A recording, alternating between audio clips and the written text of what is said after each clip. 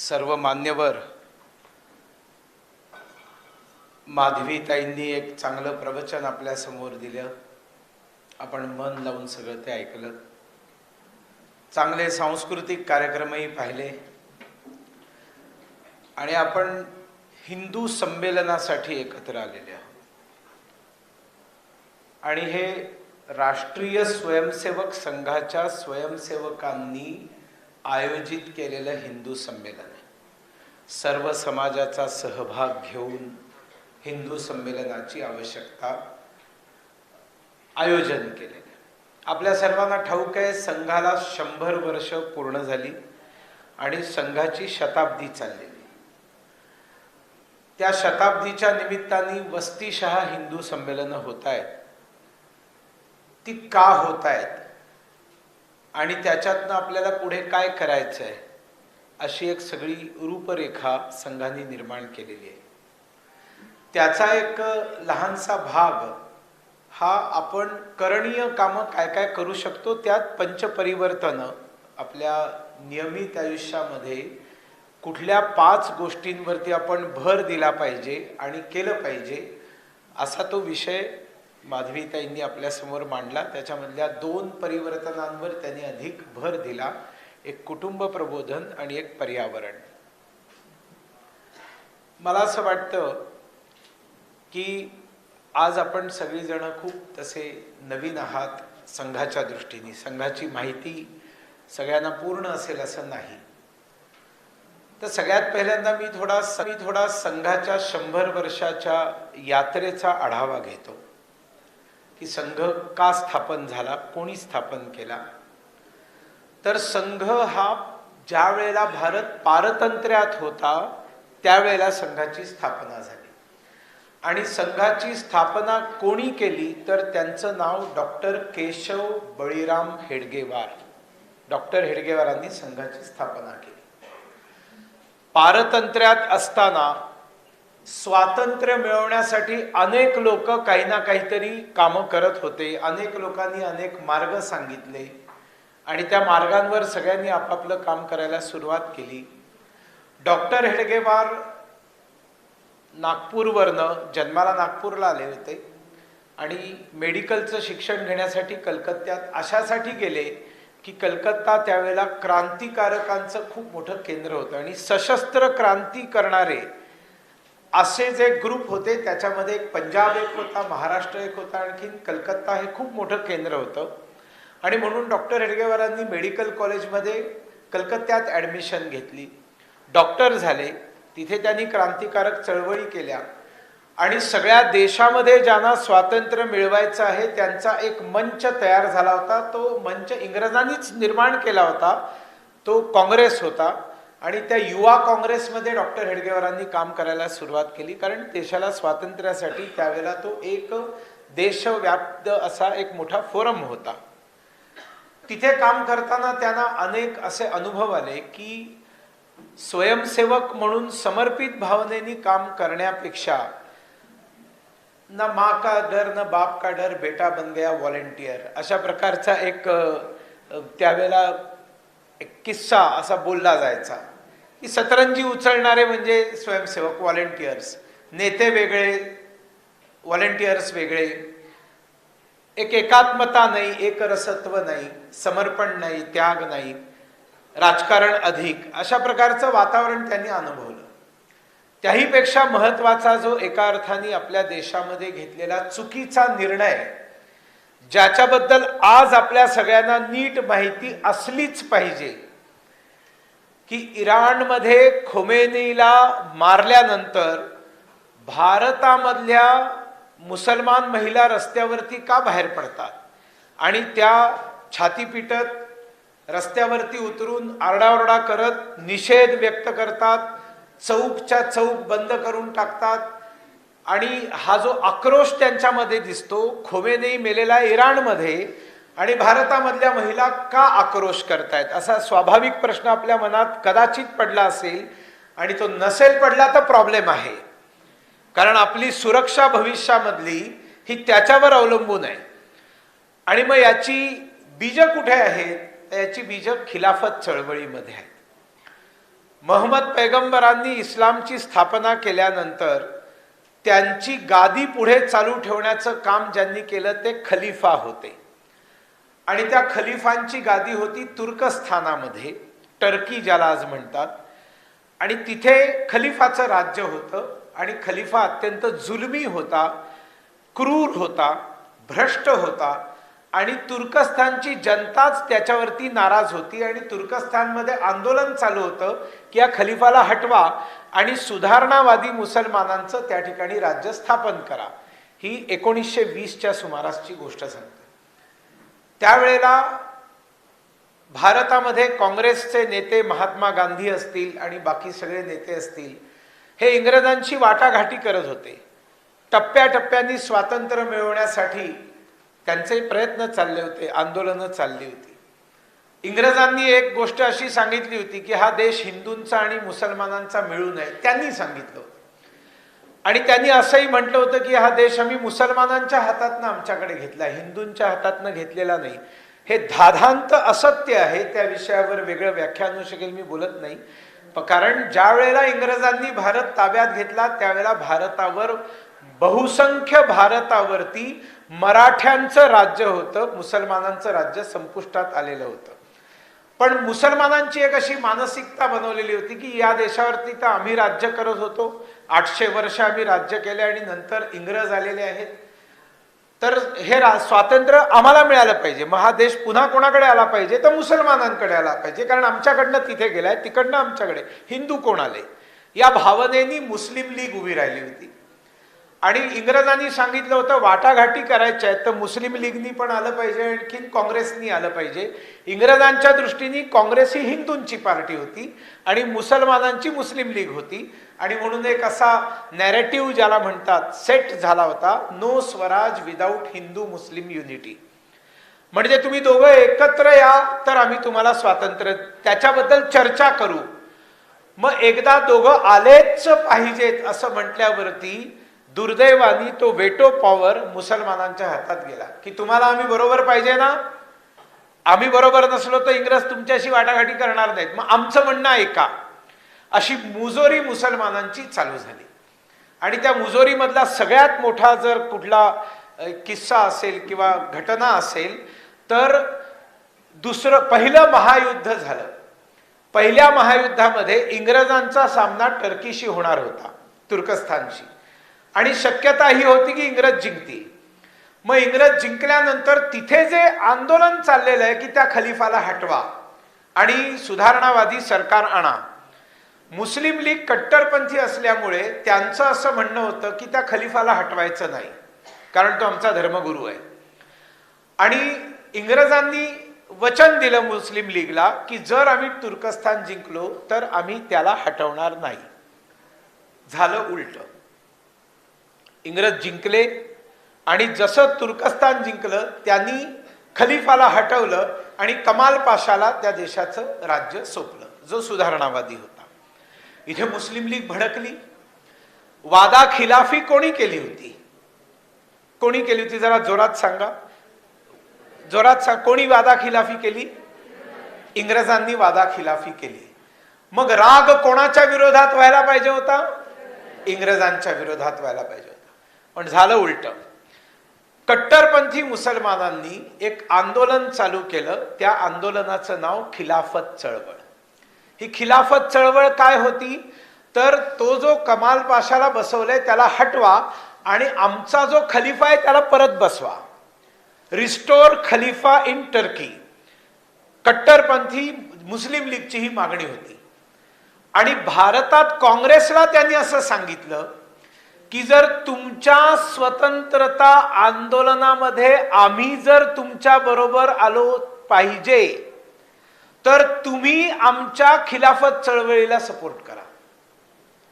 आईला ज्या वेळेला 2 मुलं असतात आणि मग ते दोघं भावंड असतात आणि आईची सेवा करणं हे दोघांचं सारखंच कर्तव्य असतं. त्याच्यामध्ये दुसरा मुलगा असं म्हणू शकत नाही की माझ्या या 4 मागण्या जर मान्य केल्या तर मी आईची सेवा करीन. आईची सेवा ही अनकंडिशनल असते. भारत मातेची मुलं म्हणून आपण जर भाऊ भाऊ हिंदू मुसलमान असे जर असू तर स्वातंत्र्य प्राप्तीसाठी जितकी त्वेषाने किंवा जितक्या आर्जवानी काम हिंदूंनी केलं पाहिजे तितकं मुसलमानांनी केलं पाहिजे. मग त्यात कंडिशन कुठे आली? पण इस्लाममध्ये आपण सगळ्यांनी मनामध्ये घेऊन जा, देशाची कल्पना नाही. There is no concept of country और नेशन इन इस्लाम. त्यांच्यामध्ये फक्त इस्लामचीच कल्पना आहे आणि जगभरामधला मुसलमान एक आहे. त्यांना काहीही फरक पडत नाही तुम्ही देश मानताय का काय मानताय, त्यांना काही फरक पडत नाही. आणि म्हणून मुसलमानांना तुर्कस्थानामधला खलिफा परत पाहिजे होता आणि त्याच्यासाठी काँग्रेसची मदत हवी होती आणि दुर्दैवानी काँग्रेसनी ते मान्य केलं. म्हणजे तुम्ही आता कल्पना करा, तुम्ही इकडे एक शोभायात्रा काढली, त्या काळात काय झालं असेल तर काँग्रेसचे हिंदू नेते, मुसलमानांचे मुसलमान नेते, मुस्लिम लीगचे, हे दोघं एकत्र रूट मार्च पुण्यामध्ये करतायत सगळीकडे आणि घोषणा काय देत आहेत? तुर्कस्थानमध्ये खलिफाला परत बसवा. जोशी, देशपांडे, कुलकर्णी, कांबळे, गायकवाड, सावंत, सगळे माळी, कोळी, साळी, काँग्रेसचे सगळे हिंदू रस्त्यावर काय घोषणा देत आहेत? तुर्कस्तानच्या खलिफाला पुन्हा बसवा. काय संबंध? काय संबंध? आणि याच्यामुळे अत्यंत नाराज झालेले अनेक काँग्रेसचे नेते होते की हे काय चाललंय, हा चुकीचा निर्णय आहे. काँग्रेसच्या महात्मा गांधींनी हा निर्णय घेतला होता की चला ठीक आहे, त्याला सपोर्ट करायचा आहे ना, आम्ही करतो, पण निदान स्वातंत्र्याच्या संग्रामात आमच्या बरोबर या, अशी त्यांची भावना होती. म्हणून ते उतरले होते. इथपर्यंत ठीक आहे. आंदोलन फेल गेलं. आंदोलन फेल गेलं, खलिफाला पुन्हा गादीवर बसवू शकले नाहीत. म्हणून भारतामध्ये मुस्लिम लीगला राग आला आणि म्हणून मुसलमानांनी दंगे केले. आता आंदोलन फेल झालं म्हणजे तिकडे तुर्कस्तानमध्ये खलिफा बसवू शकला नाही, म्हणजे इंग्रजांनी ते होऊ दिलं नाही. मग राग कोणावर यायला पाहिजे होता? इंग्रजांवर. मुसलमानांनी दंगे हिंदूंच्या विरोधात केले. लाखांच्या संख्येने मुसलमानांनी हल्ले हिंदूंवर केले.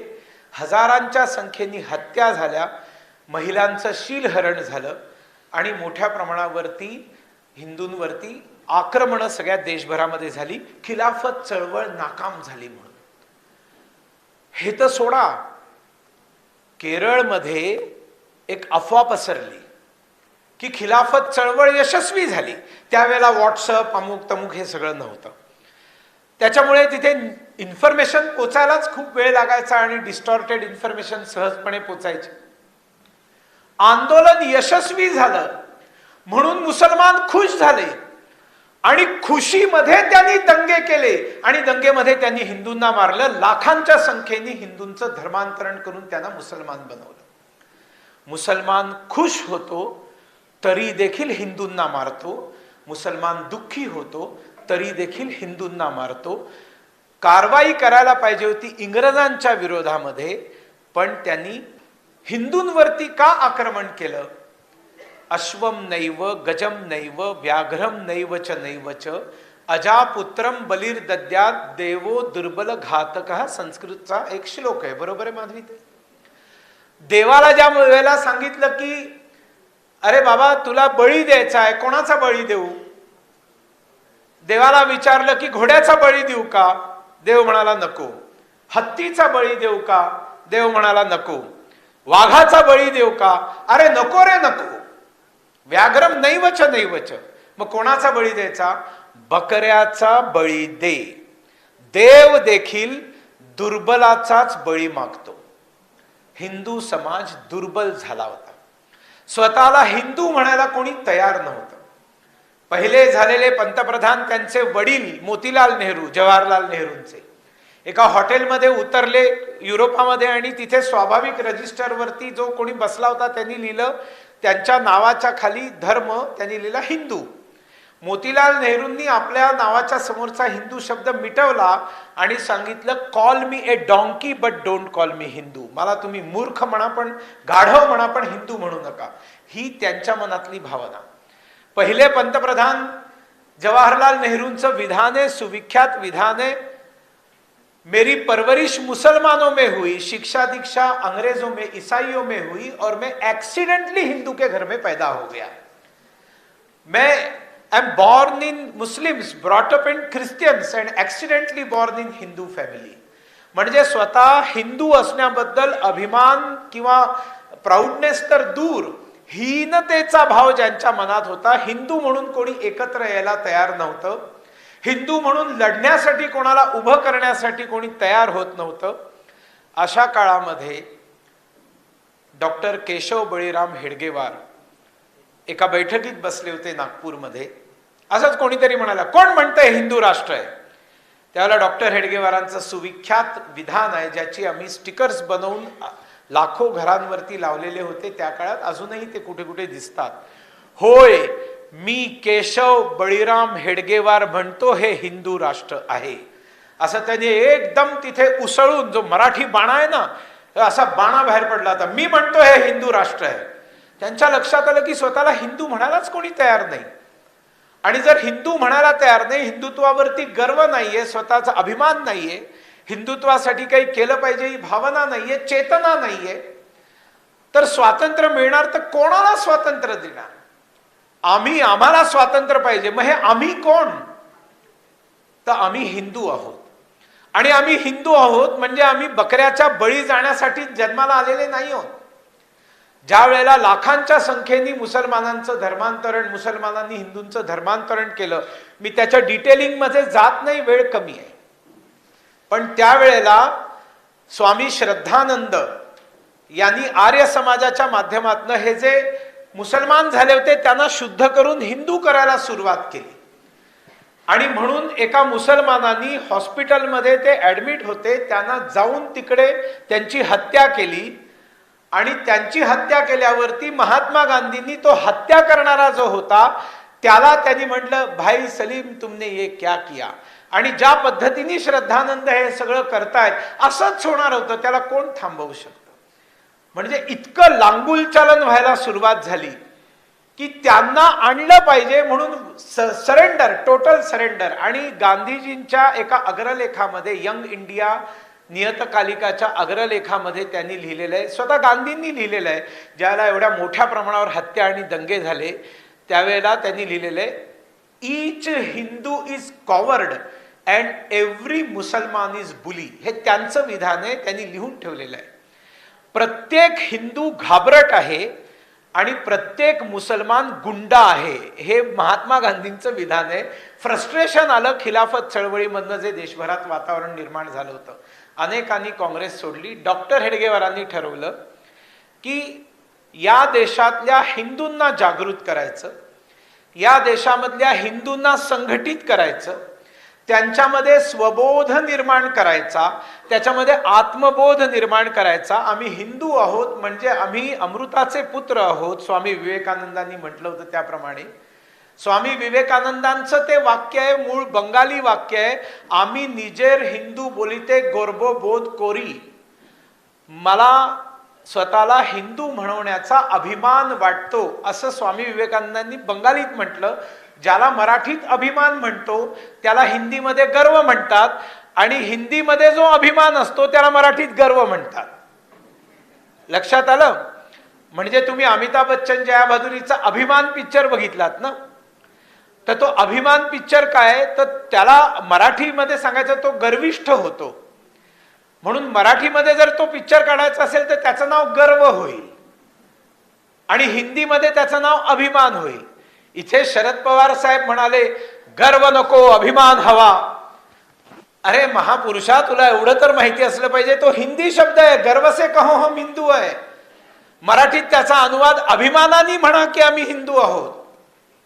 आणि स्वामी विवेकानंदही तेच म्हणतात, आम्ही निजेर हिंदू बोली ते गर्वो बोध करी. कारण बंगालीमध्ये सुद्धा गर्व शब्द अभिमानासाठी वापरला जातो आणि त्याला गर्व से कहो हम हिंदू आहे. विश्व हिंदू परिषदेने त्याची घोषणा देऊन ते सगळे स्टिकर सगळ्या भारतामध्ये आजही ती घोषणा मूळ स्वामी विवेकानंदांची. सगळेजण विचार करत होते की आम्ही गुलाम का झालो, इंग्रज आले म्हणून आम्ही गुलाम झालो, इंग्रज गेले की आम्ही स्वतंत्र होऊ. डॉक्टर हेडगेवारांनी सांगितलं हे चुकीचं आहे. मूढभर इंग्रज आले आणि त्यांनी कोट्यवधीच्या भारताला गुलाम कसं काय बनवलं? ते काही लाखांची सेना घेऊन आलेलेच नव्हते. ते अगदीच कमी तोडक्या संख्येने आलेले, तुकड्या संख्येने आलेले लोक होते. त्यांनी आमच्या एवढ्या मोठ्या हिंदू समाजाला गुलाम कसं बनवलं? त्यांचा पराक्रम नाहीये, त्यांचा पुरुषार्थ नाहीये, आमच्या चुका आहेत, आमचे दोष आहेत आणि आमच्या दोषांमुळे आम्ही गुलाम झालोय. म्हणजे तुम्ही कडी कुलप सगळी काढून टाकलेत, घराला शांतपणे झोपलेले आहात, तिजोरीचे दरवाजे सगळे उघडे ठेवलेले आहेत, चोर आला आणखीन लुटून घेऊन गेला, तर दोष कोणाचा आहे? दोष घरच्या लोकांचा आहे. आणि म्हणून हे दोष जोपर्यंत हिंदू समाजामध्ये कायम राहतील तोपर्यंत, आज तुम्ही आंदोलन करून इंग्रजांना बाहेर काढलं, उद्या दुसरा कोणीतरी येईल आणि आमच्यावर राज्य करेल, कारण दोष कायम आहेत. आणि म्हणून डॉक्टर हेडगेवारांनी सांगितलं, आपला पवित्र हिंदू धर्म, हिंदू संस्कृती आणि हिंदू समाज याचं संरक्षण करून हिंदू राष्ट्राला स्वतंत्र करण्यासाठी मी राष्ट्रीय स्वयंसेवक संघाची स्थापना करतोय. आणि म्हणून विजयादशमी, दसरा 1925 त्यांनी संघाची स्थापना केली आणि एक कार्यपद्धती डेव्हलप केली. आता मला हे करायचंय, मला सगळ्या हिंदू समाजाला जागृत करायचंय, मी ते कसं करणार? त्यासाठी मला कार्यकर्ते पाहिजेत ना. मग ते कार्यकर्ते निर्माण कुठनं होणार? म्हणून त्यांनी एक अभिनव कार्यपद्धती शोधून काढली आणि ती अभिनव कार्यपद्धती होती दैनंदिन शाखा. तुम्ही रोज एकत्र या. त्यावेळेला मैदानाचं क्रेज होतं, आता सोशल मीडियाचं क्रेज आहे. त्यावेळेला मैदानाचं क्रेज होतं, मुलं मैदानावर जायची, जास्त वेळ मैदानावर असायची आणि आई वडिलांना मारून मुटकून, अरे बाबा घरी ये, अभ्यास कर, किती वेळ तू खेळत राहशील. आता ती खेळायला मैदानच दिसत नाहीत. बहुतेक सगळी मैदानं बिल्डर्सच्या हातामध्ये गेलेली दिसतात आणि त्याच्यामुळे मैदानं नसल्यामुळे मुलांना खेळण्याचे स्कोपच शिल्लक राहिलेले नाही. मैदानावरती संघाची शाखा चालू झाली, त्याच्यामध्ये गणवेश आणला की आपण सगळे समान आहोत. संघाने ते डॉक्टर हेडगेवारांनी हिंदू समाजाचे दोष शोधून काढले की अप्पलपोटेपणा आलेला आहे, फक्त स्वतःचा विचार करायचा, शेजाऱ्याचाही विचार करायचा नाही. हिंदू समाजामध्ये जातीपातींमध्ये तो विभागला गेलेला आहे. उच्च नीचतेच्या भावनेमध्ये एकमेकांचा अपमान करण्यामध्ये हिंदू व्यस्त आहेत. आणि दिल्लीश्वरोबा जगदीश्वरोबा, दिल्लीमध्ये जो आहे तोच राजा आहे आणि आता आपलं काहीच होऊ शकणार नाही, या भावनेमध्ये गेलेला आहे. त्याचा स्वबोध गेलेला आहे, त्याच्यामधला आत्मविश्वास संपलेला आहे. म्हणून हिंदू समाजाला संघटित करायचं, त्याला हिंदू म्हणून अभिमानाने उभं करायचं, त्याला देशाप्रती समर्पित करायचं, जातीपातीच्या भेदांमधनं त्याला बाहेर काढायचं, फक्त हिंदू म्हणूनच परिचय सगळ्यांनी ठेवायचा आणि देशासाठी आपला वेळ समर्पित करायचा, हिंदू राष्ट्राला स्वतंत्र करण्यासाठी. आणि संघाच्या शाखा चालू केल्या. डॉक्टर हेडगेवारांनी प्रचंड मेहनत केली, त्यांच्यावरती वेगळं बोलता येईल. 1925 मध्ये संघ स्थापन केला, 1940 मध्ये ते गेले आणि त्या 15 वर्षामध्ये त्यांनी राष्ट्रीय स्वयंसेवक संघाला अखिल भारतीय स्वरूप दिलं आणि ते गेले. नंतर त्यांनी सरसंघचालक म्हणून माधवराव सदाशिवराव गोळवलकर, म्हणजे गोळवलकर गुरुजी यांना त्यांनी सरसंघचालक केलं. आणि बाय द वे, आज मला अत्यंत अभिमानाने सांगावंसं वाटतं की आज गुढीपाडवा आहे, हा पूजनीय डॉक्टर केशव बळीराम हेडगेवार यांचा जन्मदिवस आहे. म्हणजे काय मुहूर्त बघून तो व्यक्ती जन्माला आलेला आहे. जे आज याच्यामध्ये तुमच्या मनामध्ये कुठलाही किंतु परंतु असण्याचं काही कारणच नाही की या जगामध्ये आज हिंदू जागृत झालेला आहे. जगामध्ये आज हिंदूंमध्ये एक हिंदू म्हणून चेतना निर्माण झालेली आहे. कुठल्याही घटनेच्या जी हिंदू समाजावर आक्रमण आहे त्याच्यावरती ताबडतोब रिॲक्शन द्यायला आणि आसे तू हिमाचल एकाच प्रकारची रिॲक्शन द्यायला हिंदू लगेच तयार आहे. ही हिंदूंची जागृती, हे हिंदूंचं संघटन आणि हिंदुत्वनिष्ठ पंतप्रधान आणि स्वतंत्र भारत, म्हणजे 2014 मध्ये भारत स्वतंत्र झालाय. 1947 मध्ये भारत आझाद झाला होता, आझाद हो गया, म्हणजे तो इंग्रजांच्या जोखडातनं मुक्त झाला. पण काळे इंग्रज इथे राज्य करायला लागले. तंत्र त्यांचंच होतं, सगळं शिक्षण देखील तंत्र काय होतं, जॉनी जॉनी यस पप्पा इटिंग शुगर नो पप्पा, त्यांच्याच सगळ्या तंत्रांनी देश चालत होता. नरेंद्र मोदी पंतप्रधान झाल्यानंतर भारत स्वतःच्या तंत्रांनी वागायला लागला. याच्यावर 2 तासाचं वेगळं भाषण होऊ शकतं की कशा पद्धतीने मोदी आल्यावर त्यांनी सगळं भारतीयत्व आणलेलं आहे सगळीकडे आणि भारत म्हणून भारताला जागृत करण्याचं काम केलेलं आहे. याचं कारण नरेंद्र मोदींजींची जडणघडण संघाच्या शाखेतनं झालेली आहे. त्यांच्या डोळ्यासमोर विशाल लक्ष देण्याचं काम कोणी केलंय? संघाच्या शाखेने केलंय, संघाने केलंय.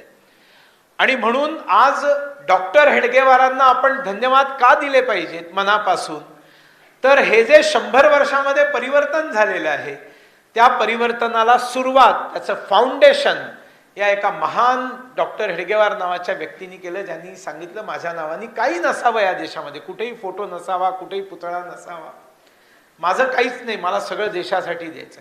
आणि मग गुरुजी सरसंघचालक झाले, त्यावेळेला देशामध्ये फाळणीची स्थिती निर्माण झाली आणि बाहेर संघावरती जे आक्षेप घेतात ना, ते एक आक्षेप घेतात तुम्ही स्वातंत्र्यासाठी काही केलं नाही, फाळणी टाळण्यासाठी तुम्ही काही केलं नाहीत. अरे बाबा, फाळणीच्या वाटाघाटी काँग्रेसची इंग्रज करत होते, संघाशी करत नव्हते.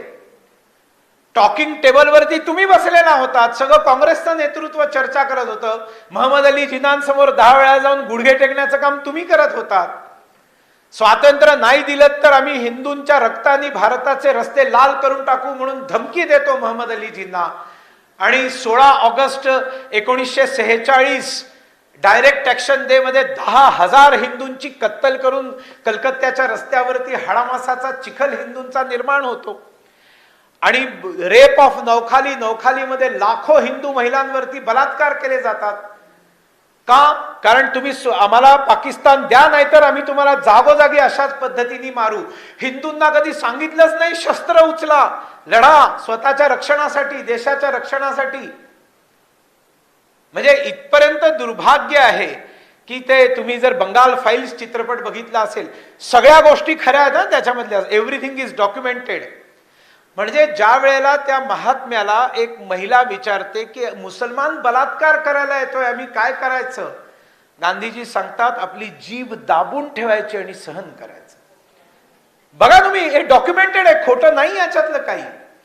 इथपर्यंत मुसलमानांचं हृदय परिवर्तन करण्यासाठी प्रयोग करण्यात आले या देशामध्ये, at the cost of Hindu lives.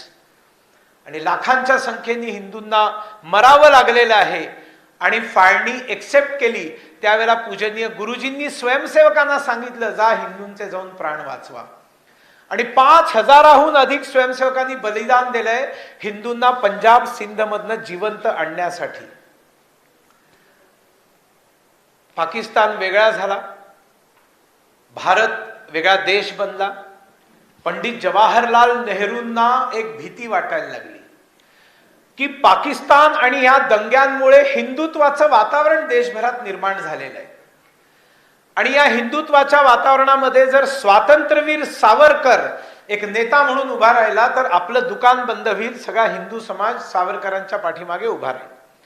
आणि राष्ट्रीय स्वयंसेवक संघ जरी म्हणतोय की आम्ही सामाजिक संघटना आहोत, सांस्कृतिक संस्था आहोत, राजकारणात आम्ही डायरेक्ट जाणार नाही, पण उद्या जर संघ राजकारणात आला तर एवढा देशभरामध्ये त्याच्या शाखा निर्माण झालेल्या आहेत, तो जर पॉलिटिकली जर यांच्या सपोर्टमध्ये उभा राहिला किंवा स्वतः राजकारणात आला तर आपल्याला खूप मोठा अल्टरनेटिव्ह या देशात निर्माण होईल.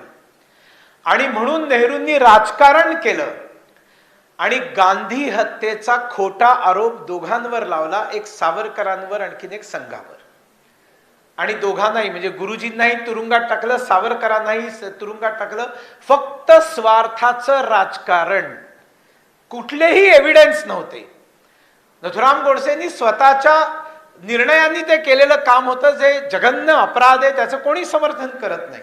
पण त्या अपराधाच्या मागे न तर सावरकर होते न तर संघ होता. पण तो एवढा मोठा आघात संघावर झाला की लाखो लोक हे नेहरूंच्या निर्माण केलेल्या या खोट्याला खरं मानून संघापासून दूर गेले. अनेक स्वयंसेवक देखील त्यावेळेला दूर गेले की अरे बापरे, संघाने असं केलं की काय, गुरुजी तुरुंगात आहेत. 10 वर्ष लागली संघाला या झटक्यातनं बाहेर पडायला, लोकांना जाऊन समजावायला. वारंवार निर्णय कोर्टाचे, सुप्रीम कोर्टाचे, जितके कमिशन्स याच्यावरती ठेवले, सगळ्यांनी निर्णय दिलेले आहेत की संघाचा या घटनेशी काही संबंध नाहीये. तरी देखील राहुल गांधी नावाचा प्राणी जागोजागी म्हणायला जायला लागला की गांधी के हत्यारे, गांधी के हत्यारे. मग आमच्या भिवंडीच्या स्वयंसेवकाला राजेश कुंटेला त्याला कोर्टात खेचावं लागलं आणि भिवंडीला जाऊन तिथे जबाब द्यावा लागला राहुल गांधीला की तू हे बोलतोयस याला काही आधार नाहीये, उगाच लोकांचं मत कलुषित करण्यासाठी असं खोटं बोलणं योग्य नाही. कोर्टाने त्याच्यावरती ताशेरे ओढले. पण त्याच्यानंतर संघाच्या शाखा पुन्हा वाढायला लागल्या, प्रचारक पुन्हा निघायला लागले, संघाचं काम विस्तारायला लागलं. स्वयंसेवकांना लढण्यासाठी, देशासाठी काम करण्यासाठी फील्ड्स खूप होती. विद्यार्थी जीवन होतं, राजकारण होतं, धार्मिक क्षेत्र होतं, मजदूर क्षेत्र होतं, वनवासी क्षेत्र होतं, सांस्कृतिक क्षेत्र होतं. या सगळ्या क्षेत्रांमध्ये समोरनं ऑर्गनाइज्ड आक्रमण होत आहे. विद्यार्थी क्षेत्रामध्ये समोर ऑर्गनाइज्ड काँग्रेसच्या संस्था आहेत, कम्युनिस्टांच्या संस्था आहेत. लेबर युनियन्समध्ये काँग्रेसच्या संस्था आहेत, कम्युनिस्टांच्या संस्था आहेत. राजकारणामध्ये स्वतः काँग्रेस आहे, कम्युनिस्ट आहे. समोर ख्रिश्चन मिशनरांची धर्मांतरणं मोठ्या प्रमाणावर चाललेले आहेत आणि हिंदू संत, साधू संत सगळे मठामध्ये बसलेले आहेत. तुम्ही या, आमचं दर्शन घ्या आणि जा. दलित वस्तींमध्ये जाऊन, गरिबांच्या वस्तींमध्ये जाऊन धर्मप्रचाराचं काम साधू संत, शंकराचार्य, मठ महंत हे सगळे करत नाहीयेत, असं चित्र होतं. त्यावेळेला पूजनीय गुरुजींनी निर्णय घेऊन एकेका क्षेत्रामध्ये एक एक संघटन उभं केलं. सगळ्यात महान कार्य माझ्या दृष्टीने जर पूजनीय गुरुजींचं असेल तर भारतीय जनसंघामध्ये राजकारणामध्ये स्वयंसेवक देऊन राजकारणामध्ये स्वयंसेवकांनी उतरण्याच्या कामापेक्षाही माझ्या दृष्टीने जास्त महत्वाचं काम आहे ते विश्व हिंदू परिषदेची स्थापना आहे. त्यांनी सगळ्या साधू संतांच्या भेटी घेतल्या, संत महंतांच्या, शंकराचार्यांच्या, आणि उडुपीच्या धर्मसंसदेमध्ये सगळ्यांना बोलवलं.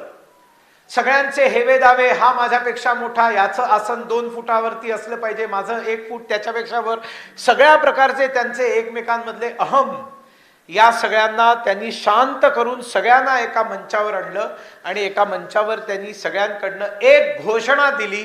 ती घोषणा होती, न हिंदू पतितो भवेत, हिंदवः सोदरः सर्वे, मम दीक्षा हिंदू रक्षा, मम मंत्र समानता. जातीभेदाला हिंदू धर्मात कुठलाही स्थान नाही, अस्पृश्यतेला कुठेही स्थान नाही. सर्व हिंदू एकाच आईच्या पोटामधनं सोदरहा, स उदर, एका उदरातनं निर्माण झालेले आहेत. हिंदवः सोदरः सर्वे, मम दीक्षा हिंदू रक्षा, मम मंत्र समानता. समानता हा आम्हा हिंदूंचा मंत्र आहे आणि मी हिंदू आहे, ही हिंदूंची रक्षा करण्याचा माझी दीक्षा आहे. आणि विश्व हिंदू परिषदेची स्थापना झाली. अटल बिहारी वाजपेयी असतील, लालकृष्ण अडवाणी असतील, पंडित दीनदयाल उपाध्याय असतील, या सगळ्यांना घेऊन श्यामाप्रसाद मुखर्जींची एकत्रित एक मोठ बांधून भारतीय जनसंघाने काम करायला सुरुवात केली. आणि पार्लमेंटमध्ये भारतीय प्रश्नांवरती, भारताचे जे प्रश्न आहेत, मग ते 370 कलम असेल, पाकिस्तानमधनं येणारे जे मार खाऊन येणारे जे हिंदू शीख आहेत त्या सगळ्यांना भारताची नागरिकता देण्याचं काम असेल, किंवा संपूर्ण गोहत्या बंदी असेल, किंवा धर्मांतरण विरोधी कायदा आणणं असेल, अशा अनेक मुद्द्यांना घेऊन पार्लमेंटमध्ये हिंदुत्वासाठी लढणारे भारतीय जनसंघ उभा राहिला. तिथे स्वयंसेवक पाठवले. विश्व हिंदू परिषद झाली, भारतीय जनसंघ झाला, त्याची नंतर भारतीय जनता पार्टी झाली. विद्यार्थी क्षेत्रामध्ये कम्युनिस्ट युनियन होत्या, काँग्रेसची युनियन होती, NSUI होती. अखिल भारतीय विद्यार्थी परिषदेच्या माध्यमातून कॉलेजेसमध्ये युवकांना ज्ञान, चारित्र्य आणि एकता, प्रखर देशभक्ती, राष्ट्रवाद यासाठी काम करायला, त्याग करायला, संघर्ष करायला विद्यार्थी परिषदेने बाध्य केलं, त्यांना प्रवृत्त केलं आणि संघटित केलं. दुसरीकडे वनवासी क्षेत्रांमध्ये प्रचंड धर्मांतरण चाललं होतं. त्या धर्मांतरणाला आळा घालण्यासाठी वनवासी क्षेत्रामध्ये वनवासी कल्याण आश्रमाची स्थापना झाली. मजदूर संघाला स्थापन करण्याचं काम श्रद्धेय दत्तोपंत ठेंगडीजींनी केलं. अशा वेगवेगळ्या संस्थांमध्ये स्वयंसेवक देऊन ऑर्गनाइज्ड भारतावरती होणारे जे आक्रमण होते त्याला ऑर्गनाइज्ड त्यांना टक्कर देण्यासाठी, त्यांना समोर स्पर्धा निर्माण करून भारतीयत्व हिंदुत्व प्रतिष्ठापित करण्यासाठी संस्था निर्माण केल्या. गुरुजींनी त्यावेळेला ज्या संस्था निर्माण केल्या, आज भारतामध्ये या सगळ्या संस्था नंबर 1 च्या संस्था आहेत. विद्यार्थी परिषदेच्या समोर दुसरी कुठली विद्यार्थी संघटना नाही, विश्व हिंदू परिषदेच्या समोर कुठली दुसरी धार्मिक संघटना नाही, भारतीय जनता पक्षाच्या समोर कुठली दुसरी पार्टी आज टिकत नाहीये. तुम्ही पाहताय सगळीकडे काय चाललंय. तर हे स्वप्न कोणी बघितलं? पूजनीय गुरुजींनी बघितलं आणि त्यांनी सुरुवात केली. किती दशकं लागली हे व्हायला. म्हणून नरेंद्र मोदी नेहमी म्हणतात की 5 पिढियां जब खप गई तब आज ये दिन देखने को मिल रहे. प्रचंड त्याग केलाय कार्यकर्त्यांनी, जेलमध्ये गेलेले आहेत. हे सगळं करत असताना गोहत्या बंदीसाठी देशव्यापी प्रचंड सिग्नेचर कॅम्पेनिंग संघांनी केलेलं आहे. आणि मीनाक्षीपुरम मध्ये धर्मांतरण अचानक असं लक्षात आलं, हजारांच्या संख्येने हिंदू मुसलमान झाले. ही बातमी सगळ्या देशाला शॉक देणारी होती आणि म्हणून गंगा यात्रा काढून सगळ्या देशामध्ये हिंदुत्वाची जागृती निर्माण केलेली. आणि त्याच्यामध्ये इंदिरा गांधींनी आणीबाणी लादली स्वतःची खुर्ची टिकवून ठेवण्यासाठी. त्यावेळेला राष्ट्रीय स्वयंसेवक संघाच्या लोकांनी एक तेजस्वी आंदोलन या देशामध्ये लोकशाही टिकून राहावी यासाठी केलेले आहे. हजारो स्वयंसेवक तुरुंगात गेलेले आहेत सत्याग्रह करून. आणि इंदिरा गांधीची ती आणीबाणी तिला मागे घ्यावी लागली, तिची सत्ता उलथून पडली आणि त्या ठिकाणी जनता पार्टीचं सरकार आलं जे दुर्दैवाने टिकू शकलं नाही. त्याची शक्ल झाली आणि त्याच्यातनं भारतीय जनता पार्टीची निर्मिती झाली. हे आपल्या सगळ्यांना माहिती आहे. बाळासाहेब देवरस एकदा अयोध्येमध्ये गेले होते आणि संध्याकाळी स्वयंसेवकांबरोबर चहा पीत बसले होते, गप्पा मारत बसले होते. त्यांनी सहज प्रश्न विचारला, प्रभू रामचंद्र कुठे आहेत? तर कोणीतरी अयोध्येच्या माणसांनी सांगितलं की ते तुरुंगात आहेत. कारण राम मंदिर जे होतं त्याच्यात रामललाची मूर्ती जेलमध्ये होती, त्याच्या दर्शनाला परवानगी नव्हती. सकाळी जाऊन कोणीतरी त्याचं पूजा करून यायचा आणि बाकी कोणालाही पूजेचा अधिकार तिकडे नव्हता. तर बाळासाहेब देवस्थान सहज प्रश्न विचार, किती दिवस राम तुरुंगात राहणार? आणि मग चालू झालं राम जन्मभूमीचं आंदोलन की बाबर येतो आणि आमच्या रामाचं मंदिर तोडतो आणि त्याच ठिकाणी मशिदीची निर्मिती करतो. कशासाठी? त्याला मशीद बांधायला दुसरी जागा नव्हती का? त्यांच्या दृष्टीने अल्लाह हा एकमात्र देव आहे, त्याच्या व्यतिरिक्त कुठल्याही देवाचं अस्तित्व ते मान्य करत नाहीत. त्याच्यामुळे ईश्वर अल्लाह तेरो नाम हा सगळा ढकोसला बंद करा. हिंदू मुस्लिम एकात्मता सगळं बंद करा, कारण ही घातक आहे. सत्य समजा. आणि सत्य समजायचं असेल तर तुम्हाला अगदी सोप्या भाषेत सांगतो. तुम्ही अगदी छान आनंदाने एक गीत म्हणता, शाळांमध्ये कदाचित म्हणत असतील, सारे जहां से अच्छा हिंदोस्तां हमारा, हम बुलबुले है इसकी ये गुलसिता हमारा. याचा लेखक अल्लामा मोहम्मद इक्बाल हा पाकिस्तानच्या संकल्पनेचा जनक आहे.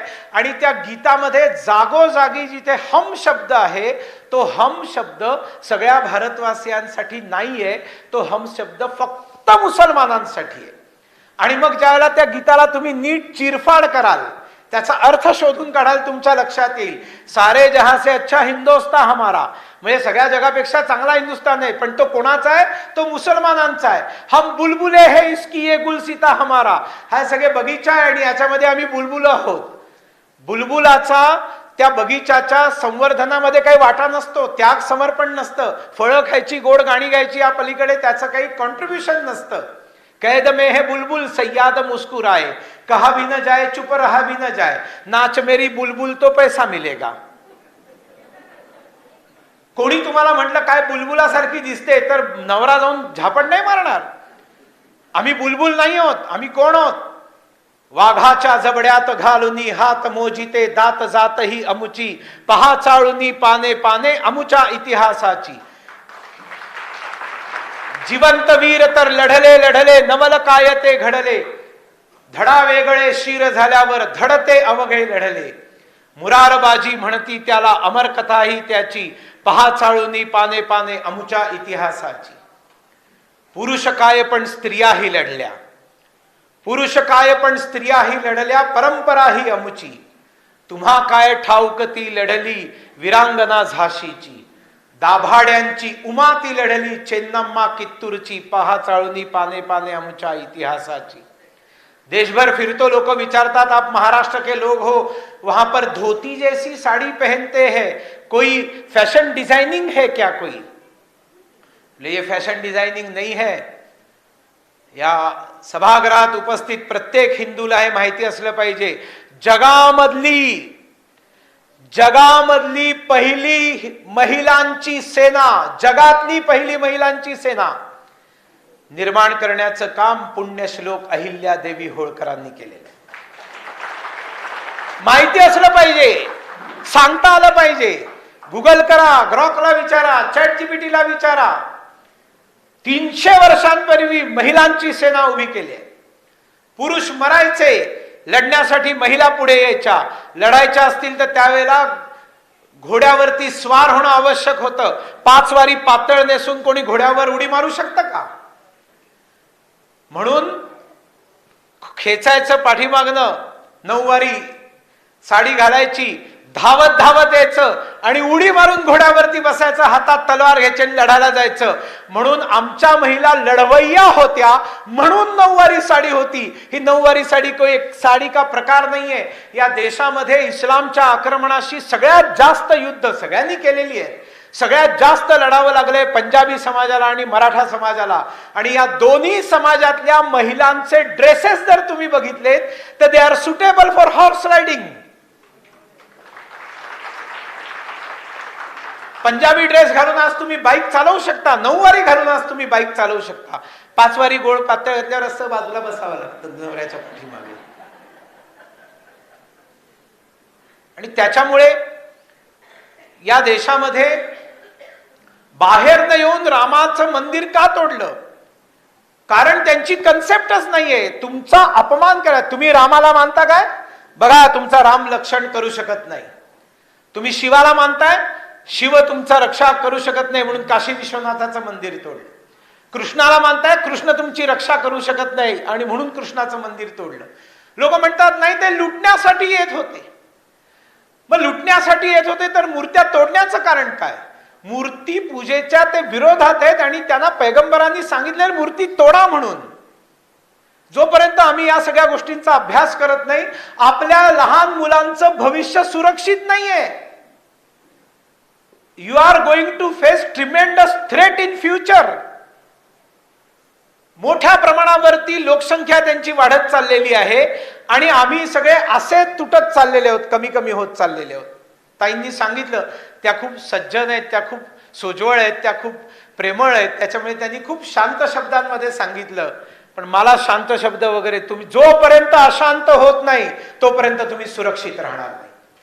शांतता ठेवली तर तुमची सुरक्षा धोक्यात येईल, लक्षात ठेवा। चेतना निर्माण झाली पाहिजे आणि त्याच्यामुळे आमची मंदिरं तोडली कारण आमच्या श्रद्धास्थानांना तोडायचं होतं। आमच्या मूर्त्या तोडल्या, गायींच्या हत्या केल्या, पंडितांच्या हत्या केल्या, पुजाऱ्यांच्या हत्या केला, तो मलबा तिथेच गाडला आणि त्याच्यावरती उसके ऊपर मस्जिद की तामीर की। 3000 मंदिरं त्यांनी तोडलेली आहेत तुम्हाला गुलाम बनवण्यासाठी, त्यांना दाखवण्यासाठी now we are the rulers. बाबराचा काय संबंध आहे या देशातल्या मुसलमानांशी? झालं, संपलं, स्वातंत्र्य मिळालं, भारत वेगळा झाला। बाबर भारतीय नव्हता। बाबराच्या नावाने मशीद का? जिथे रामाचं मंदिर होतं तिथे रामाचं मंदिर असलं पाहिजे आणि म्हणून राम लला हम आएंगे, मंदिर वही बनाएंगेची घोषणा देऊन लाखो कारसेवक गेले। आणि तो एक खूप मोठा इतिहास आहे। भारताच्या स्वातंत्र्य संग्रामानंतर जर कुठलं तेजस्वी आंदोलन या देशामध्ये लढलं असेल हिंदूंनी तर ते राम जन्मभूमीचं आंदोलन आहे। आणि ते शेवटी कोर्टात गेल्यानंतर इथपर्यंत काँग्रेसनी सांगितलं की याचा फैसलाच येऊ देऊ नका, राम झालेलाच नाही, राम काल्पनिक आहे। इथपर्यंत काँग्रेसनी कोर्टामध्ये आपला हलफनामा दिलेला आहे। पण शेवटी पंतप्रधान नरेंद्र मोदींनी एकच गोष्टी कोर्टाला सांगितली, हे बघा, तुम्हाला काय निर्णय द्यायचा त्याच्यात मी लुडबुड करत नाही, निर्णय लवकर आला पाहिजे। वर्षानुवर्ष तो खटला कोर्टामध्ये चाललेला आहे आणि त्याचा निर्णयच येत नाही. हिंदूंची मागणी आहे आम्हाला राम मंदिर पाहिजे, तुम्ही निर्णय द्या की नाही ती जागा तुमची नाही हिंदूंची, मग पुढे कोर्स ऑफ ऍक्शन हिंदू समाज ठरवेल, निर्णय तर द्या. आणि सुप्रीम कोर्टाचा निर्णय आला आणि राम जन्मभूमी हिंदूंना मिळाली. आणि आपल्याला त्याबद्दल एकदा मोदींना अशासाठी धन्यवाद दिले पाहिजेत की नाहीतर कोर्टाच्या प्रक्रिया किती वर्षानुवर्ष चालू असतात माहितीये, निर्णयच लागत नाही. लागलाही नसता. मोदींनी सांगितलं की निर्णय लवकर द्या, काहीही द्या पण निर्णय द्या, आणि त्यांनी निर्णय दिला. तो पॉझिटिव्ह निर्णय आपल्या सगळ्यांना माहिती आहे. राम जन्मभूमीच्या माध्यमातून देशात हिंदुत्वाची खूप मोठी जागृती निर्माण झाली. संघाचं काम आणखीन वाढायला सुरुवात झाली. एकदा अटलजी पंतप्रधान झाले, त्याच्यानंतर 10 वर्ष या देशावरती प्रचंड भ्रष्टाचाराचं शासन आणि मोठ्या प्रमाणावरती हिंदू द्रोही लोकांचं शासन. म्हणजे आमच्या शंकराचार्यांना दिवाळीच्या दिवशी उचलून नेतात, एका खोट्या हत्येच्या केसमध्ये जेलमध्ये टाकलं जातं आणि देशामध्ये हिंदूंमध्ये कुठली रिॲक्शन येत नाही. अशा परिस्थितीमध्ये देश पुन्हा एकदा गेलेला असताना मोदी पंतप्रधान झाले आणि आपल्या सगळ्यांना माहिती आहे की भारत स्वतंत्र झाला, ज्याला मी शब्द म्हणतो भारत खऱ्या अर्थाने स्वतंत्र झाला. आणि आज आपण संघाच्या 100 वर्षात आलेले आहोत. 100 वर्षाची यात्रा ही अगदी थोड्या वेळात सांगणं हे खूप कठीण आहे, शक्यच नाही. पण त्याच्यामुळे मी अगदी थोडक्यात हा आढावा घेतला की कशा विविध संस्था स्थापन झाल्या, त्यांनी काय काय केलं आणि कशा पद्धतीने आज भारतामध्ये 100 वर्षानंतर संघाने शताब्दी साजरी करत असताना हे हिंदू संमेलन घ्यायला सांगितलं. म्हणजे सगळ्या एक एक वस्तीमध्ये हिंदूंनी एकत्र यावं. म्हणून आपण सगळ्यात पहिली गोष्ट लक्षात ठेवली पाहिजे की हे हिंदू संमेलन आहे. आणि इकडनं जाताना एक गोष्ट, नॉन कॉम्प्रोमाइजिंग हिंदुत्व घेऊन जा. आम्हाला अभिमान आहे की आम्ही हिंदू आहोत आणि ते मुखरपणे बोलायला अजिबात कोणाची चाड बाळगायची गरज नाही. We are proud that we are Hindus. Chhatrapati Shivaji महाराजांनी हेच केलं ना. त्यांनी हिंदवी स्वराज्याची स्थापना करण्यासाठी त्यांनी संपूर्ण जीवन लावलं. या देशामध्ये अनेक जणांनी हिंदुत्वाची जागृती करण्याचा प्रयत्न केलाय. सावरकरांनी त्यांचं सगळं आयुष्य याच्यासाठी दिलेलं आहे. डॉक्टर हेडगेवारांनी तळागाळामध्ये जाऊन प्रत्येक हिंदूला जोडण्याचा तरीका दिला, एक पद्धती दिली आणि त्या पद्धतीमुळे आज एवढ्या एका छोट्याशा वस्तीमध्ये एवढे सगळे हिंदू एकत्र आलेले आहेत. आणि त्याच्यात 5 प्रकारची करणीय कामं तुम्हाला सांगितलेली आहेत. त्याच्यातलं एक कुटुंब प्रबोधन आहे. कुटुंब प्रबोधनाची सगळ्यात पहिली जबाबदारी ही आईचीच आहे. आणि आमच्या देशामध्ये आईचंच महत्व आहे. आमच्या देशामध्ये महिला आधी आहे, पुरुष नंतर आहे. आणि महिलेचं महत्व जास्त आहे, पुरुषाचं कमी आहे, लक्षात ठेवा. आमच्या देशात महिला पुरुष समान नाहीत. आमच्या देशामध्ये महिला मोठी आहे, पुरुष छोटा आहे. टाळ्या पुरुषांनी वाजवायला पाहिजे. गणपती बाप्पा समोर आरती काय म्हणता? त्वमेव माताच पिता त्वमेव. ट्रान्सलेट करून कधी विचार केला त्याचा अर्थ काय आहे?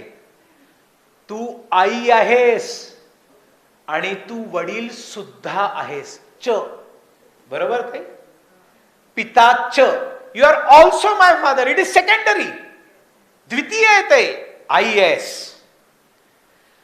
आणि हे खरं आहे, 200 वर्षांपूर्वी आमच्या देशामध्ये महिलांना शिक्षण बंद होतं. 200 वर्षांपूर्वी विधवांच्या लग्नाला परवानगी नव्हती. 200 वर्षांपूर्वी लहान वयामध्ये मुलींची लग्न करून टाकली जायची. हे सगळे अन्याय आमच्या महिलांवर होत होते. पण यापैकी कुठल्याही कृतीला हिंदू धर्माच्या, कुठल्याही वेदांच्या, उपनिषदांच्या, कुठल्याही धर्मग्रंथाचा कुठेही पाठिंबा नाही किंवा आमच्या धर्मात कधी असं करायला सांगितलं नव्हतं. मग हे का झालं? इस्लामच्या आक्रमणांमुळे हे सगळं घडलं. आक्रमण करायचे, पुरुषांना मारून टाकायचे आणि मुली उचलून घेऊन जायचे. कितीतरी उदाहरणं, सगळे हेच करत आलेले आहेत. 500-500चे जनाने भरलेले असायचे एकेकाचे. आणि मग अशा परिस्थितीमध्ये ज्या वेळेला मुलींना उचलून घेऊन जात आहेत त्यावेळेला मुलींना डांबून घरात ठेवायचं, कारण ती मुसलमान. आणि त्याच्यामुळे उर्मिला निर्णय घेते, मी नाही जाणार. इथे घरी बुजुर्गांची सेवा कोण करणार तुम्ही सगळे गेल्यावरती? आणि म्हणून 14 वर्ष त्याग करून उर्मिला घरी राहते आणि पती जंगलामध्ये निघून जातो. काय उदाहरण आहेत रामायणाची, काय कुटुंब आहे. कुटुंब निर्माण करायचं असेल तर आपल्याला भावासारखे भरत, राम, लक्ष्मण, शत्रुघ्न पाहिजेत. सीतेसारखी पत्नी पाहिजे. आणि हे कम्युनिस्ट आमच्यावरती आरोप करतात आणि आम्ही त्या आरोपांना उत्तर देऊ शकत नाही. हरिश्चंद्रांनी तारामतीला दान करून टाकलं. द्यूतामध्ये द्रौपदीला दाव याच्यावरती लावलं, दाव पे लगा दिया. सीतेला जंगलात पाठवून दिलं. काय महिलांवरती तुमच्या इथे अत्याचार होतात. तारामतीला दान करण्याच्या आधी स्वतःचं दान हरिश्चंद्रांनी केलेलं आहे. द्यूतामध्ये द्रौपदीला हरण्याच्या आधी 5 पांडव स्वतः हरलेले आहेत. रामानी लोकांसाठी म्हणून घेतलेला निर्णय त्यांचा एकट्याचा निर्णय नाही, राम आणि सीता दोघांचा एकत्रित निर्णय आहे. सीता निघून जाते ती. आणि नंतर रामानी दुसरं लग्न केलेलं नाहीये. तुम्ही तो लज्जा चित्रपट बघा, असा 3rd ग्रेड पिक्चर तुम्हाला बघायला मिळणार नाही. त्याच्यात सगळे जे दुष्ट पुरुष आहेत त्यांची नावं रामानी आहेत आणि सगळ्या मुलींची नावं सीतेची आहेत आणि सगळे पुरुष घाणेरडे दाखवलेत, चरित्रहीन दाखवले. राम असा होता. रामानी दुसरं लग्न केलं. सीता गेल्यानंतर त्याचं संपूर्ण आयुष्य विरहामध्ये गेलेलं आहे, प्रचंड विरहामध्ये गेलेलं आहे. केवळ राजा म्हणून त्यांनी तो निर्णय घेतला होता की राजावर उंगली किसीने उठाना नहीं चाहिए. किती महान गोष्टी आहेत या सगळ्या. आपल्या महान गोष्टींना ख्रिश्चन मिशनरी गलीगलीमध्ये जाऊन सांगतात 16,000 बायकांशी लग्न करणारा वासना लंपट कृष्ण तुमचा देव कसला. उत्तरं देता येत नाहीत तुम्हाला, कारण माहिती नाही, तुम्हाला माहिती नाही. उत्तर तुम्हाला माहिती असतील तर तुम्ही मुलांना देणार, मुलांना माहिती नाहीत तर ते सगळ्या त्या बाहेरमधनं जी फालतू रीळ येतात त्या रीळांमध्ये अडकलेले असतात, रीलमध्ये अडकलेले असतात, रिअल पासून खूप दूर राहतात. वासना लंपट कृष्ण नव्हता, वासना लंपट नरकासूर होता, ज्यांनी 16,000 महिलांना बंदी करून, मुलींना बंदी करून ठेवलेलं होतं. कृष्णाला कळल्यानंतर त्या मुलींना सोडवण्यासाठी, नरकासुराचा वध करण्यासाठी जाऊन नरकासुराचा वध करतो पहाटे 3 वाजता आणि घरी येऊन अभ्यंग स्नान करतो.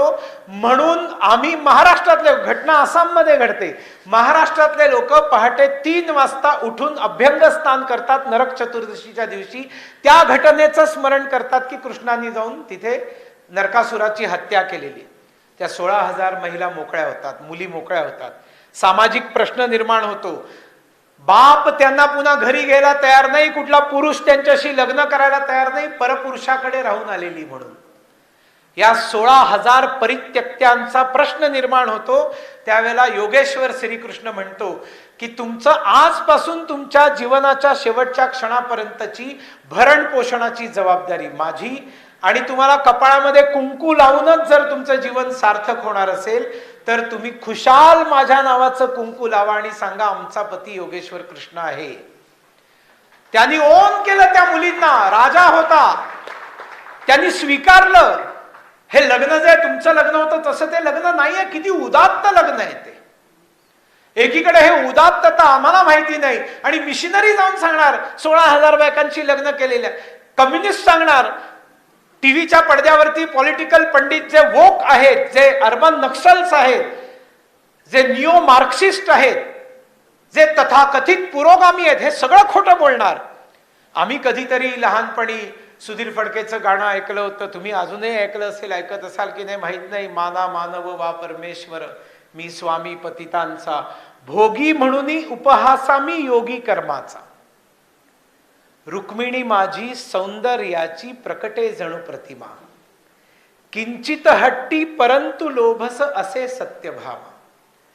तरीही वरितो सहस्र 16 कन्या मी अमला, पराधीन ना समर्थ घेण्या भार कलंकाचा, भोगी म्हणून उपहासा मी योगी कर्माचा. जगातल्या सगळ्या महिलांनी सगळ्यात पहिला प्रणाम भगवान श्रीकृष्णाला केला पाहिजे, पण आम्हाला माहिती नाही. महिलांचं महत्व आमच्या देशामध्ये. द्रौपदी त्या भऱ्या सभेमध्ये प्रश्न विचारते, कौरवांच्या सभेमध्ये जिथे तिला द्यूतावर हरलेले असतात, प्रश्न विचारते सगळ्या मोठ्या मोठ्या लोकांना, काय मला इथे तुम्ही जिंकलेलं आहे, हे काय धर्म सुसंगत आहे, धर्माची अनुमती आहे या द्यूताला? पांडवांना फसवून आणलंय. कोणी उत्तर देत नाही.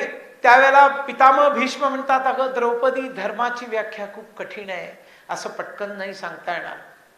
त्यावेळेला द्रौपदी जे विधान करते ते भारताच्या पार्लमेंटमध्ये लिहिलेलं आहे. भाजप असताना नाही लिहिलेलं, आधीपासून लिहिलेलं आहे. त्या संस्कृत श्लोकाचा मराठीत अर्थ सांगतो. द्रौपदी त्या सभेमध्ये म्हणते, ती सभा सभा नाही ज्याच्यामध्ये वृद्ध नाही, तो वृद्ध वृद्ध नाही ज्याच्यामध्ये धर्म नाही, तो धर्म धर्म नाही ज्याच्यामध्ये सत्य नाही, आणि ते सत्य सत्य नाही ज्याच्यामध्ये छळ आहे, ज्याच्यामध्ये कपट आहे. द्रौपदींनी सांगितलेले. आणि द्रौपदीमुळे सगळं रामायण घडत, महाभारत घडत आहे.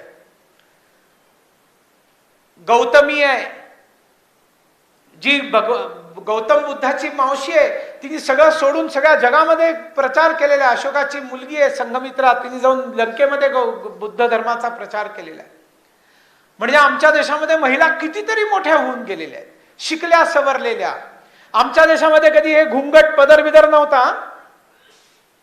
हे सगळं आपल्याला जे राजस्थान उत्तर प्रदेशापासून येताना सगळे जे घुंगट दिसतं ना, घुंगट नाही खोलूंगी सैया तोरे आगे, हे घुंगट काही आपल्या भारताचं नाहीये. हे त्यांचा पर्दा आणि हिजाब जो आहे त्यांच्या गुलामीत आलेलं, आणि त्यांच्यापासून आपल्या मुलींचं सौंदर्य झाकून ठेवण्यासाठी त्या पर्दामध्ये आणि त्या घुंगटमध्ये.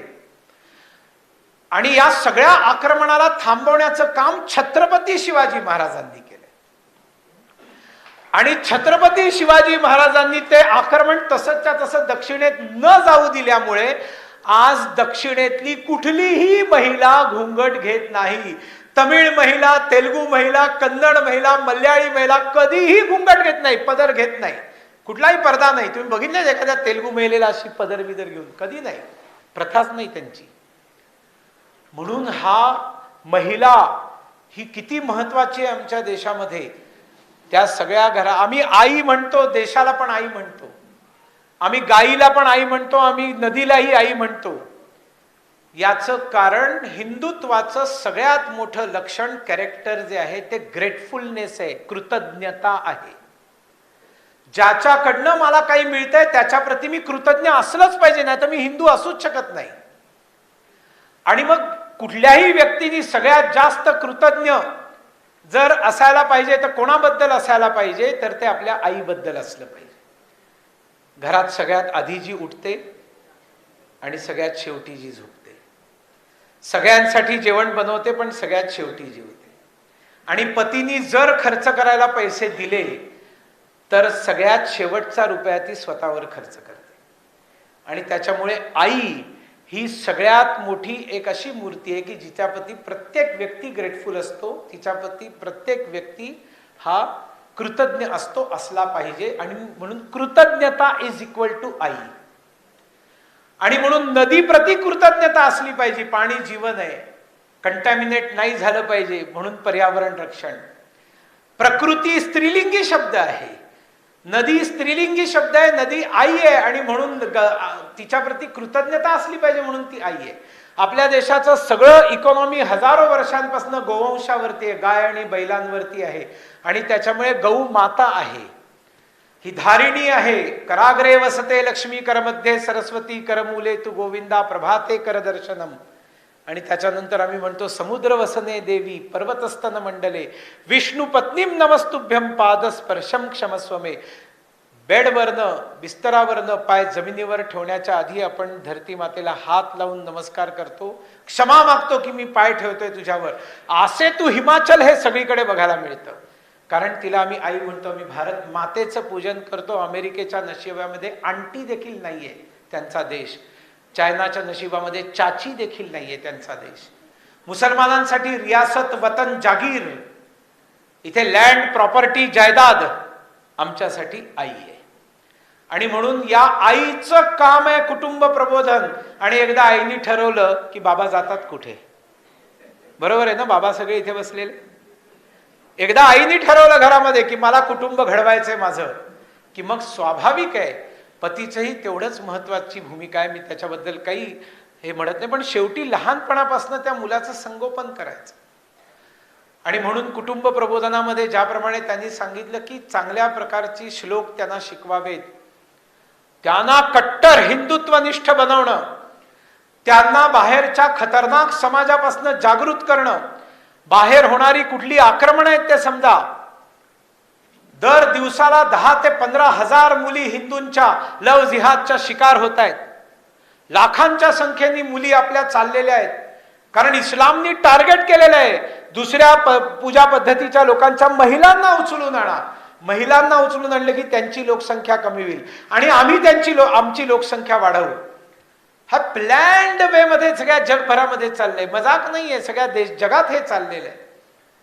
मग आपल्या मुलीला सांगणार कोण की सावध राहा, अनावश्यक मुसलमान मुलाशी मैत्री करण्याची काही गरज नाही. काय गरज आहे का? अनेक लोकांशी मैत्री तू करू शकतेस.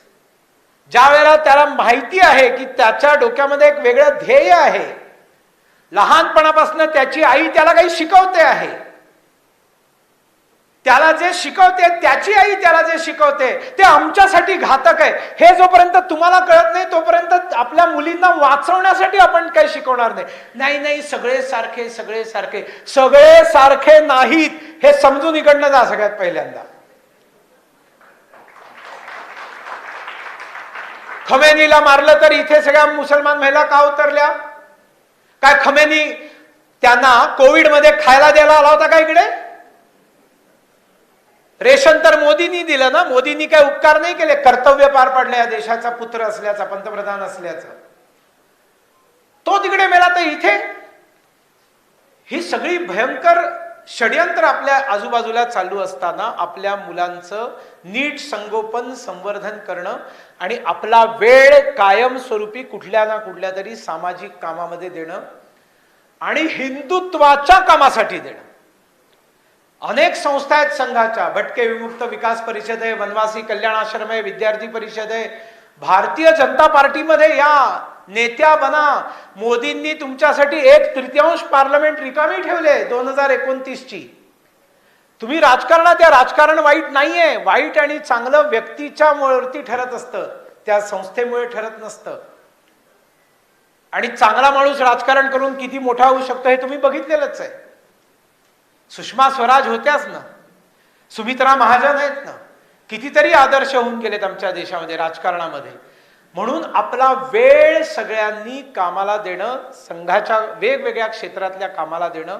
जनकल्याण समिती आहे, सेवा भारती आहे, दिव्यांगांसाठी काम करा आणि महिन्यातनं एकदा, 15 दिवसातनं एकदा सगळे एकत्रित यायला सुरुवात करा. संघ सांगेल कुठे यायचं आणि एकत्र येऊन काय करायचं. घरामध्ये पुस्तकं ठेवा, क्रोकरी ठेवू नका, क्रोकरी सजवू नका. आम्ही कोणत्या ताटलीमध्ये पोहे खातोय काय जगाला दाखवण्याची गोष्ट आहे काय? हे कॉफी मग आहे ना, आमच्या मुलांनी हॉलंडवरनं पाठवलेलं आहे. अरे ठीक आहे, मग त्याच्यात कॉफी पी, नाही तर मला पाच. पुस्तकं ठेव तिकडे. घरामध्ये शस्त्र ठेवा. नो शस्त्र नो मूर्ती. गणपती बाप्पाची मूर्ती आम्ही तेव्हाच विकत घेऊ जर त्या मूर्तीच्या हातात शस्त्र असतील. कम्युनिस्टांनी निर्माण केलेल्या सगळ्या 50-60 वर्षाच्या वावटळीत गणपती बाप्पाच्या हातातली शस्त्र गायब आहेत. बापानी दिलेला त्रिशूळ आणि परशू हा गणपतीच्या हातात असला पाहिजे, बरोबर आहे ना? 100 वर्षापूर्वीचे गुगल करून गणपतीचे सगळे फोटो काढा, हातामध्ये त्रिशूळ आणि परशू आहे, गायब. पौरुष पराक्रम येणार कुठनं? मुलांना शस्त्र शिकवायला सुरुवात करा, क्लासमध्ये घाला कुठेतरी, तायकंडू शिकवा, लढण्याची सगळी तयारी ठेवा, कारण भविष्यात लढायचंय, लक्षात ठेवा. तुम्हाला किती अहिंसा आणि शांती पाहिजे याच्याशी काही देणं घेणंच नाहीये. समोरच्यांनी लढायचं ठरवलेलं आहे, तुम्ही युद्धामधनं बाहेर पळू शकत नाहीत, हेच भगवद्गीतेत सांगितलेलं आहे. आणि त्याच्यामुळे बी प्रिपेअर्ड. आपल्या कुटुंबाला उभं करा. आणि 2 मिनिटं शेवटची समरसतेसाठी घेतो. जातीपाती सोडून द्या आणि सगळ्यांशी प्रेम करा.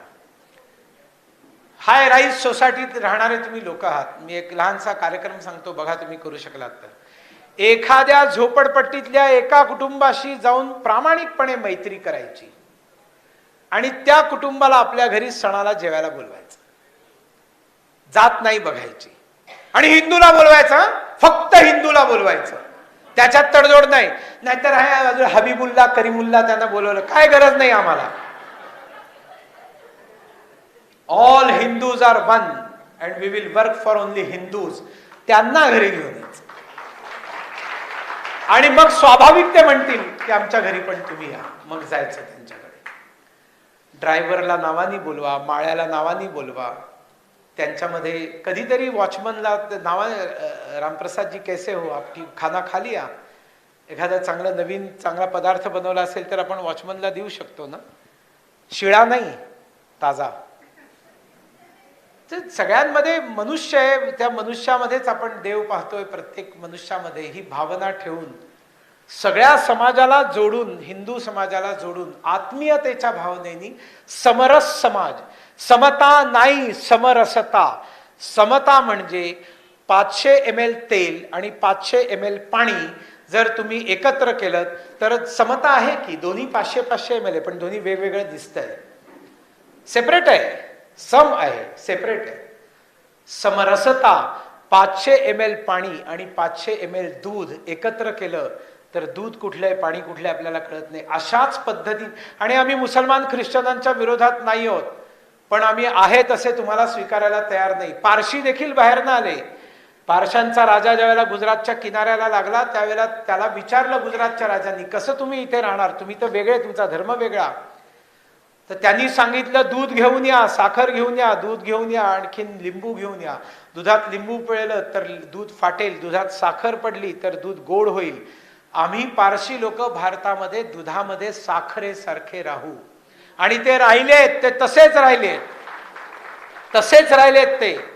म्हणून आम्हाला मायनॉरिटी काय, मायक्रोस्कोपिक मायनॉरिटी आहे पारशी समाज, पण त्याला कधी या भारतामध्ये त्रास झालेला नाही. आणि हे कसले मायनॉरिटी आहेत, आता 25 कोटी झालेत. आणि पाहता पाहता सगळ्या पुण्याचं कोंडवा होईल 15 वर्षामध्ये. आणि मग तुमच्या प्रॉपर्टीचे रेट्स डाऊन होतील. हे सोडून आणखीन कुठेतरी जाल. किती जागा बदलत जाल. जागा बदलण्याच्या ऐवजी आपल्या मुलाला छत्रपती शिवाजी बनवा, आपल्या मुलीला जिजाऊ बनवा. जिजाऊ झाली की आपोआप शिवाजी निर्माण होतील. जिजाऊ ही केवळ आई नाही, ती एक कुशल प्रशासक, एक योद्धा, एक न्यायाधीश, सर्व प्रकारची मल्टी टॅलेंटेड पर्सनॅलिटी असलेली जिजाऊ अहिल्यादेवी होळकर. अशा पद्धतीने आपल्या मुलांना आपण घडवू. आणि हिंदू संमेलनातनं इकडनं बाहेर जाताना ही हिंदुत्वाची एक ज्वाला आपल्या मनामध्ये घेऊन त्याच्यासाठी आपल्याला कार्य करायचंय, वेळ द्यायचा आहे, या भावनेनी आपण बाहेर पडू. एवढंच एक निवेदन. मला इथे 9:15 झाले, वंदे मातरम पण आहे असं मला एक प्रेमपत्र पाठवलं होतं, पण मी सामान्यतः या पत्रांकडे लक्ष देत नाही, कारण मला जे बोलायचं असतं ते मी बोलूनच जातो. बोला भारत माता की. एक छोटासा खेळ खेळूया. कुठलाही पुरुष आता जय म्हणणार नाही. मला खूप आनंद असा झाला की इथे महिलांची संख्या 60% आहे आणि 40% पुरुष आहेत. बरोबर आहे ना. आणि ही 60% काय आहेत माहिती आहे, कारण इथे प्रसादाची व्यवस्था आहे. खरंय की नाही. तुम्ही प्रसाद खाण्यासाठी नाही आलेला. इथे प्रसाद नसता तर तुम्ही कारण दिलं असतं, नाही मला स्वयंपाक करायचा आहे घरी. आणि म्हणून सगळ्या हिंदू संमेलनांमध्ये जर महिला जास्त येणार असतील तर प्रसादाची व्यवस्था असलीच पाहिजे. आणि मग तुमची जबाबदारी आहे आपल्या लहान मुलांना, नातवंडांना घेऊन यायचं, त्यांनी हे सगळं ऐकायचं, पतीलाही घेऊन यायचं, सोडतो टीव्ही आणि मॅच वगैरे, ये इकडे, बरोबर आहे. आणि इथे महिला सगळ्या घोषणा देतील, पुरुष कोणी घोषणा देणार नाही. मला फक्त महिलांचा आवाज ऐकायचा आहे, तुमच्यामधली ताकद मला बघायची आहे. बोला भारत माता की. क्या बात है. पण ह्याच्यापेक्षा हात नाही वर करत तुम्ही, दोन्ही हात, दोन्ही हात, दोन्ही हात. भारत माता की. ऐकलं. पुरुष म्हणतील आम्ही रोज घरी हेच ऐकत असतो, हाच आवाज ऐकत असतो. वंदे वंदे राजमाता जिजाऊ माँ साहेब की. आता सगळ्यांनी द्या. पुण्यश्लोक अहिल्यादेवी होळकर की. भारत माता की. क्रांती ज्योती ज्ञान ज्योती सावित्रीबाई फुले की. एक घोषणा सगळ्यांनी द्यायची. जो बोले सो निहाल, सत श्री अकाल, वाहे गुरुदा खालसा, वाहे गुरुदी फतेह. ही शिखांची घोषणा नाही, सगळ्या हिंदू समाजाची घोषणा आहे. हे पहिल्यांदा लक्षात ठेवा, कारण शीख पंथाचा जन्मच खालसाचा, हिंदूंच्या रक्षणासाठी झालाय. बोलिए जो बोले सो निहाल, वाहे गुरुदा खालसा. आणि एका आदिवासी हिरोचंही नाव घेऊया आपण. बोला धरती आबा भगवान बिरसा मुंडा की. धन्यवाद.